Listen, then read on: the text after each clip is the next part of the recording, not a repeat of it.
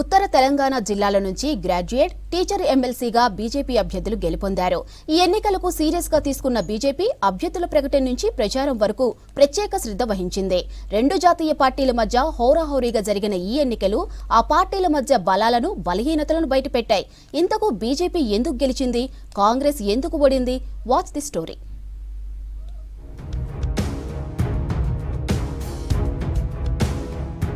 కరీంనగర్ 2లో ఎమ్మెల్సీ స్థానాలను బీజేపీ కైవసం చేసుకుంది. ఈ ఎన్నికలకు బీజేపీ, కాంగ్రెస్ తీవ్ర కసరత్తు చేశాయి. బీజేపీ అభ్యర్థులు ఇద్దరు కొత్తవారు. 4 ఉమ్మడి జిల్లాల్లో ఉన్న ఆ పార్టీ క్యాడర్ కి కూడా సుపరిచిత నేతలేం కాదు. ఎన్నికల ప్రచారం, పోలింగ్, కౌంటింగ్ ఒకదాని వెంట ఒకటి వరుసగా కంప్లీట్ అయ్యాయి. 4 ఉమ్మడి జిల్లాల పరిధిలో 4 ఎంపీలు, 7 ఎమ్మెల్యేలు ఉన్న బీజేపీ ఖాతాలో మరో 2 ఎమ్మెల్సీలు చేరిపోయారు. బీజేపీ అభ్యర్థులు గెలుపొందారు. ఈ విజయంతో ఉత్తర తెలంగాణలో బీజేపీ మరింత బలం పుంజుకుంది.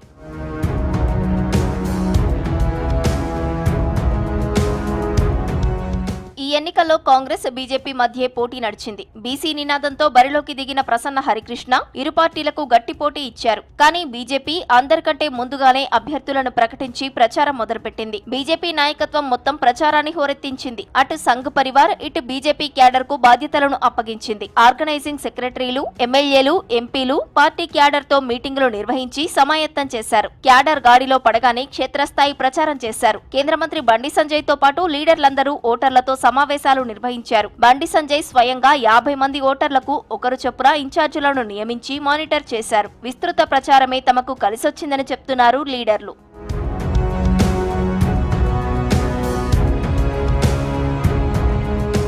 ఈ ఎన్నికల్లో కాంగ్రెస్ పార్టీ కొంత నిర్లక్ష్యం చేసిందని చెప్తున్నారు విశ్లేషకులు. టీచర్ ఎమ్మెల్సీ స్థానానికి కాంగ్రెస్ పోటీ చేయలేదు. గ్రాడ్యుయేట్ ఎమ్మెల్సీకి అభ్యర్థిని ఆలస్యంగా ప్రకటించింది. అప్పటికి 6 నెలల ముందు నుంచి ఆల్ఫోర్స్ నరేందర్ రెడ్డి తన సొంతంగా ప్రచారం చేశారు. ఆ తర్వాత కాంగ్రెస్ ఎమ్మెల్యేలు, మంత్రులు, స్వయంగా సీఎం రేవంత్, పీసీసీ అధ్యక్షుడు మహేష్ కుమార్ గౌడ్ రంగంలోకి దిగినా విజయం దక్కలేదు. లీడర్ల మధ్య సమన్వయం లోపంతోనే ఓడిపోయామని స్వయంగా ఆ పార్టీ నేతలే చెప్తున్నారు.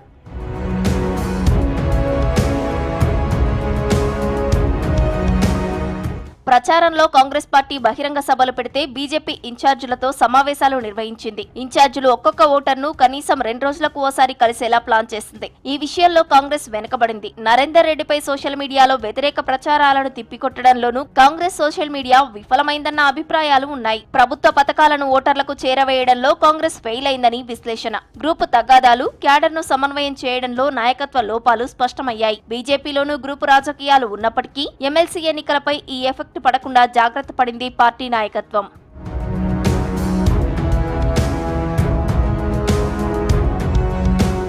బీజేపీ తమకు ఉన్న అన్ని వనరులను ఉపయోగించి పట్టభద్రులు, టీచర్ల సమస్యలను తెలుసుకునే ప్రయత్నం చేయగా తమను గెలిపిస్తే ఏమేం చేస్తామో గ్రాడ్యుయేట్లకు చెప్పడంలో కాంగ్రెస్ విఫలమైంది. ముఖ్యంగా 317 జీవోను తామే వ్యతిరేకించామని, నిరుద్యోగుల సమస్యలపై గతంలో తామే పోరాటం చేశామని బీజేపీ నేతలు పదే ప్రచారం చేశారు. నిరుద్యోగులకు కాంగ్రెస్ ఇచ్చిన హామీలు అమలు కాలేదని బీజేపీ ప్రచారం చేయగా దాన్ని తిప్పికొట్టడంలోనూ కాంగ్రెస్ నేతలు నిర్లక్ష్యం వహించారు. తమతో పోటీ పడుతున్న బీజేపీని వదిలేసి పోటీలో లేని బీఆర్ఎస్ ను కాంగ్రెస్ ఎక్కువగా టార్గెట్ చేయడం కూడా కొంత నష్టం కలిగించింది.